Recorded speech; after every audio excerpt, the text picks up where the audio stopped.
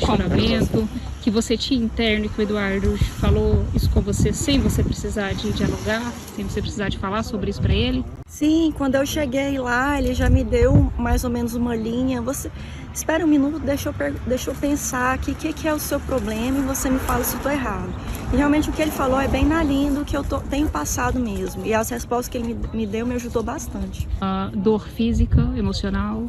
Mais emocional, assim, eu sinto assim, muita tristeza, dificuldades do dia a dia. E ele me deu uma orientação bem nessa linha do que eu estava procurando mesmo. E você se sentiu bem? Muito, ele tem uma energia maravilhosa. E aí eu já te pergunto diretamente, essa pandemia do coronavírus é castigo divino, como muita gente imagina, como muita gente pensa? Os que morreram é porque estava predeterminado a partirem dessa forma, mesmo que triste que seja, como a gente já tem conhecimento que é a partida das pessoas que se foram e estão indo através dessa pandemia do coronavírus. O que o Espiritismo pode nos dizer, sabendo que essa doutrina é tão benevolente com todos nós, enfim, dá explicações muito convincentes também? Bom, em primeiro lugar, o Espiritismo esclarece que Deus não pune ninguém, não é aquele ser vingativo que vai punindo as pessoas, né? Sim.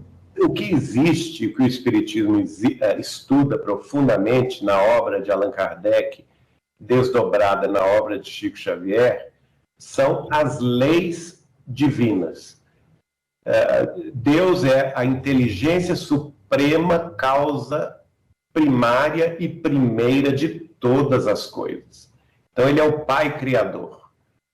E ele nos criou, tanto os espíritos quanto a matéria, ele nos criou dentro de leis sábias e justas, soberanamente sábias, soberanamente justas e soberanamente amorosas e misericordiosas. E uma das questões principais que o Espiritismo estuda é a evolução do espírito, segundo aquela máxima de Jesus Cristo, pela qual a cada um será dado segundo as próprias obras. Então, se nós recebemos de acordo com as nossas próprias obras, não existe injustiça, correto? O que existe é um fenômeno que nós chamamos de lei de causa e efeito, ação e reação, através da multiplicidade de existências, pela qual nós, como espíritos ainda imperfeitos, que já vivemos no passado remoto e mais próximo diversas encarnações, e que, por isso mesmo, nós já cometemos muitos enganos, muitos desvios no campo da moral, da ética, bastas vezes ocasionando guerras, destruição em massa, saques, roubos, corrupções, viciações, pilhagens, piratarias, matanças, compreende? E através disso nós vamos adquirindo determinadas dívidas em nossa consciência profunda. À medida em que vamos evoluindo, nós vamos, quando chegamos no mundo espiritual, vamos tendo condições de relembrar esse passado culposo, esse passado delituoso. E vamos nos envergonhando deste passado. E nós mesmos, usando o nosso livre-arbítrio, a nossa própria decisão, pedimos uma encarnação terrestre de provas e de expiações. Expiação significando o resgate do passado delituoso e culposo. E a prova significando colocar à prova aquelas conquistas que nós já estudamos tanto, ou que, teoricamente, nós já compreendemos. E é por isso que nós estamos hoje num mundo de provas e expiações. A Terra é um mundo de provas e de expiações. Não é um mundo regenerado ainda, não é um mundo feliz, não é um mundo perfeito, é um mundo de provas e expiações, onde, infelizmente, a maioria dos seus habitantes, até bem pouco tempo atrás, ainda era voltado para o materialismo, para o crime, para o vício, para as guerras, para a corrupção. E então nós vivemos nesse mundo porque merecemos este mundo. Então não existe punição divina. Este mundo que nós vivemos é o mundo que nós fizemos por merecer viver, tendo em vista desvios, crimes e determinadas ações infelizes que tomamos em vidas pregressas.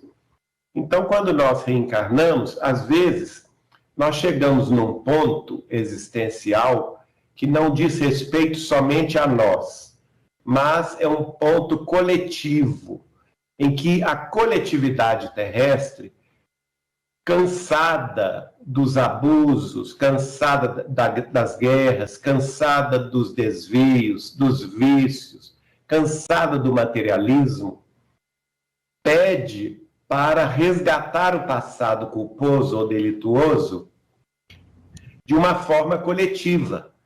É por isso que nós temos também esse conceito dos resgates coletivos, em que determinada parcela, grande parcela da população, sofre algum tipo de doença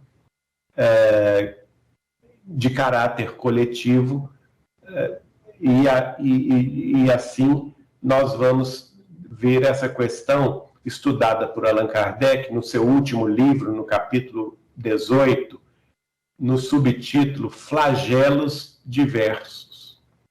Então Kardec coloca que a humanidade, chegada em determinado ponto de evolução, é natural que ela sofra flagelos diversos, justamente para que se depure a humanidade, reajustando os seus integrantes nas suas consciências com o resgate de culpas passadas.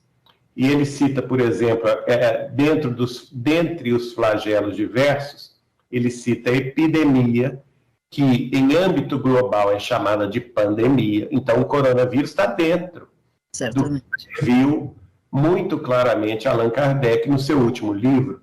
Ele cita também terremotos, vulcões que explodem, grandes inundações. Hoje a gente chama de tsunami, né? Antigamente chamava-se de maremotos. Ele cita também grandes revoluções ou mesmo guerras localizadas como fatores de resgate coletivo.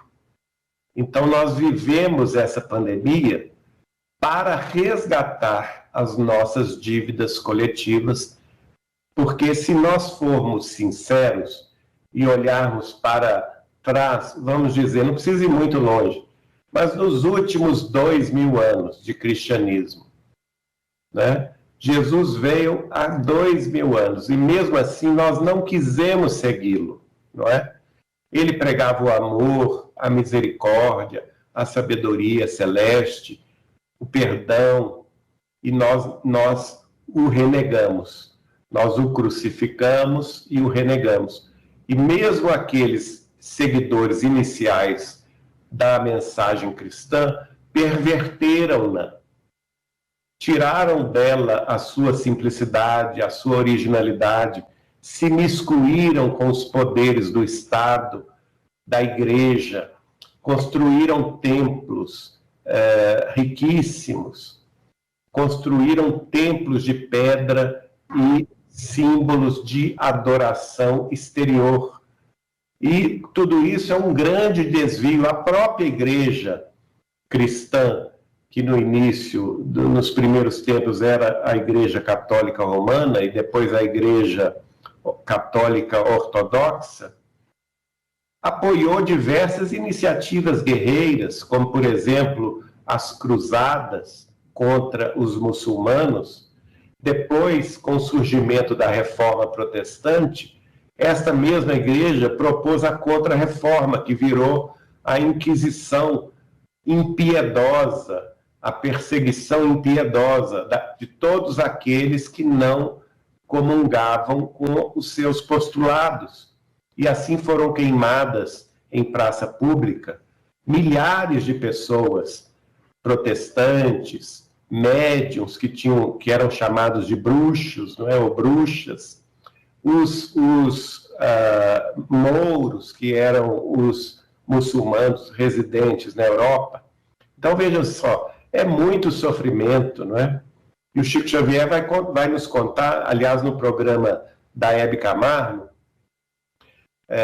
que nós vivemos milênios de guerras. Só a guerra entre a França e a Espanha, lá por volta de 1400, por aí, durou 125 anos. É verdade. Não é? Que a famosa Joana d'Arc veio por fim à guerra. Então, veja, sem contar no século XX, nós tivemos 2 grandes guerras mundiais com milhões de mortos que foram massacrados. Sem dúvida. Nós tivemos revoluções comunistas impiedosas na Rússia, a Revolução Comunista Russa de 1917, a Revolução Cultural de Mao Tse-tung na China, mandou matar 90 milhões de chineses, isso na década de 40. É muito absurdo, né, Geraldinho? Então, veja, nós temos tantas dívidas coletivas que eu sou vou até arriscar um palpite aqui, que a pandemia, chegando de forma coletiva e levando à desencarnação menos de 7 milhões de pessoas, ela está nos fazendo resgatar essas dívidas de forma muito leve, de forma muito suave, porque, a rigor, se nós tivéssemos que enfrentar a realidade espiritual das nossas dívidas de milênios de guerras, que não se circunscrevem somente à Terra, porque nós sabemos, por exemplo, que nós já fizemos guerras no sistema estelar de Capella, no sistema estelar de Aldebaran, e esses degredados de Capella e de Aldebaran estão aí até hoje. Então, se a gente for fazer um balanço contábil dos nossos débitos, eles são muito maiores do que os sofrimentos dessa pandemia.